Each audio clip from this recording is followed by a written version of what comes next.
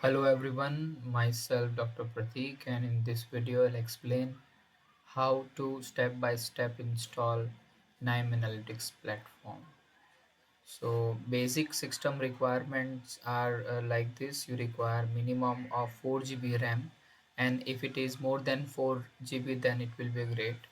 Storage capacity is required somewhere around 2 to 3 GB free space for running KNIME Analytics, and latest version of Java is expected. So right hand side you can see here, this is the initial interface of KNIME software that what you can see once the system installed properly.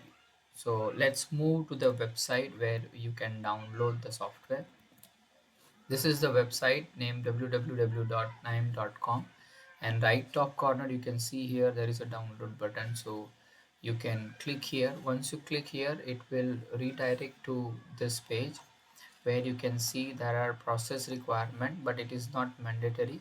You just click here terms and condition and you can download the software. So once you click on download, it will redirect to this page, that is download KNIME Analytics Platform, and latest version is available for Windows, Linux and Mac.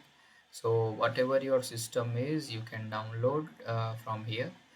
So I'm using Windows, so I can download it from here. I just have to click this button. So once you clicked, you just have to locate your download folder. You visit the download folder, and within that download folder, this is the KNIME software exe is already downloaded. You just have to install as you are installing any normal software within the system. So once you are done with it, will ask for a few updates.